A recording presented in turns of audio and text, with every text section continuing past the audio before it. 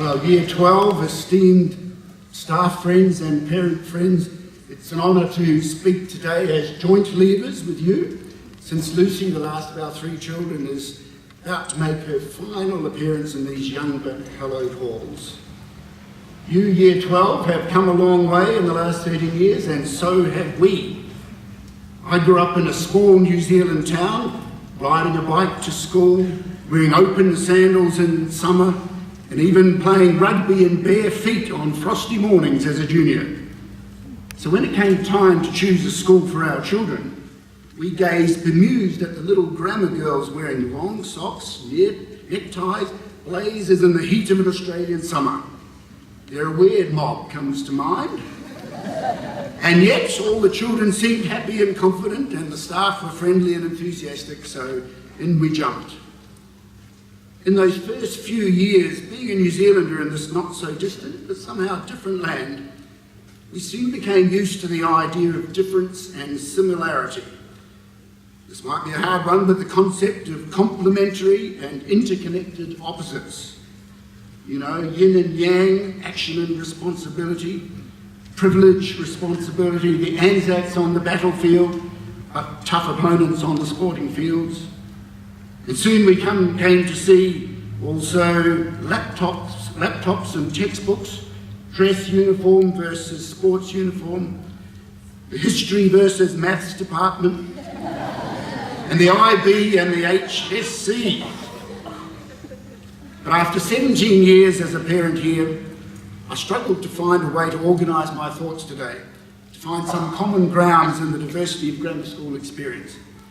There's simply too many personal recollections, and perusing 17 yearbooks didn't help the overload. But there I found in Anadu Carcass's very good history of the first 20 years of CCGS, 2005, the quote from the esteemed Dr. Judy Stokes, a parent and past chairman of the board, which struck a chord. Here's what she said: schools are unique institutions. They're made up of multiple personality types. They present their own special problems. They are like a multinational company, a hospital, a correctional centre, the Easter show, the Department of Consumer Affairs, the Olympics, all thrown into one. But had she really thought it through? Is CCGS like a multinational company? Well, there are staff from the USA, UK, South Africa, Japan, and we have the extensive exchange program. We've had students staying with us from the UK and the US and New Zealand and reciprocated visits. And you and our daughters have revelled in the sport, music and humanitarian tours that have travelled the world. Is it like a hospital? Certainly we've had many consultations at parent-teachers' nights on the health of our children. And parents have been looking after each other and families in times of crisis. And we have the fathers group and the house families, all promoting interaction and mental well-being. Is it like a correctional centre? Well, our girls have had uniform infringements, parking violations and automark warnings. Who has survived without a discussion with the house coordinator or the headmaster? The Easter show. Over the years, we parents have been to many exhibits of your work and been intimately involved in those infamous junior school projects. Never did work out if it was your work or our work. We have applauded the many excellent showtimes brought to us, Shakespeare festivals, Pygmalion, How to Succeed in Business Without Really Trying, Pride and Prejudice, Guys and Dolls, Sherlock Holmes and Fiddler on the Roof. And we've enjoyed those long and exciting co-curricular music night marathons. And the wonderful excitement of the country fair. And you, Year 12, have survived the rides and sideshows at the fair and the sometimes dangerous Year 12 common room. Which is a bit like a haunted house, isn't it? And what about those show bags you all carry around on your backs? Is CCGS like a Department of Consumer Affairs? Well, the school has certainly exhibited best practice in telling us what will be debited to our account. So what about the Olympics, your school experience? We've watched our girls fight fiercely in netball and basketball finals, We've been surprised by their athleticism and determination and delighted in their participation regardless of outcome. CCGS does indeed recognise the truly highly achieving athletes in our midst, and we also celebrate those who may not win gold medals or any medal at all. The many of you who participated in football, rugby, hockey, basketball, netball, and the list goes on, equestrian, surfing, snow sports. And what about the Olympic volunteers? And what would grammar be without the dedication of parents and staff in coaching, managing and supporting teams? And the marathon efforts of all who stayed the distance in those long-term endeavours, the P&F, the Vision Splendid, building up music and fundraising for the major projects like the RLC and now the new PAC. And what about the multiple personality types?